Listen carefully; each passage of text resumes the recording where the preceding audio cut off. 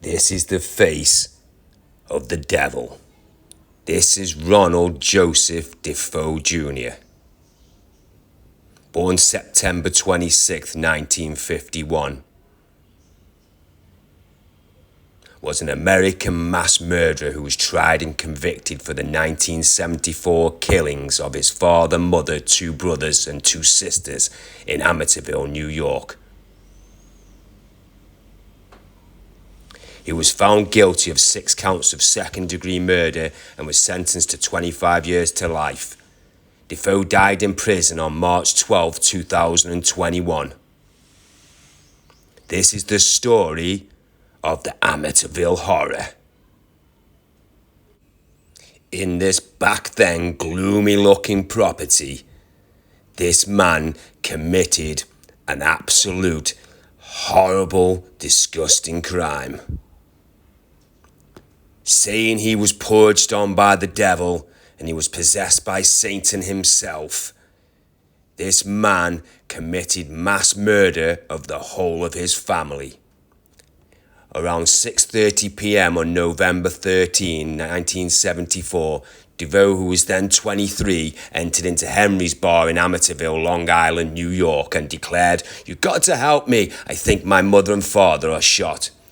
DeFeo and a small group of people went to 1112 Ocean Avenue, which was located near the bar, and found that DeFeo's parents were dead inside the house.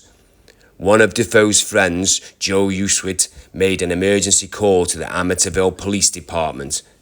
On entering into the house, police actually found that all 6 members of his family were all dead in their beds.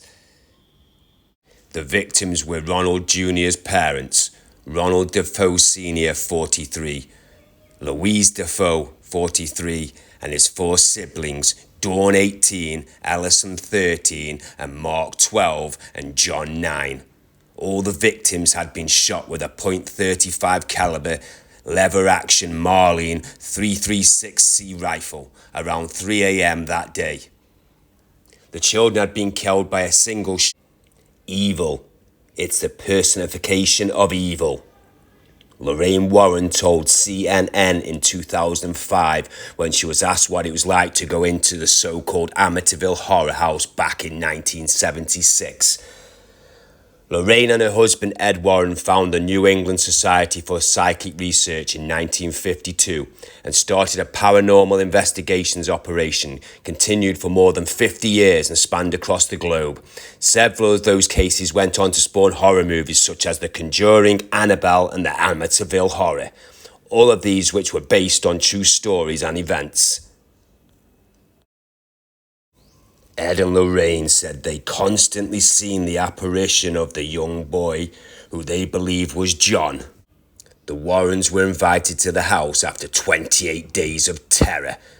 The Lutz family said they had a priest bless the home before they moved in that winter, but they still found themselves tormented from the time they arrived. In the 2002, George told ABC News that the front door would slam in the middle of the night.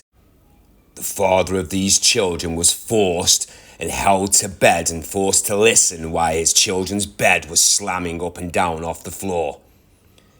The entity in this house transformed his wife into an old woman and made her levitate. He said the following levitation instant, just 4 weeks after moving in, the Lutz family fled the property, leaving behind everything but the clothes on their backs. That concludes another but true and scary story from the True Story Crypt. If you like this kind of scary content, please like and subscribe to the channel.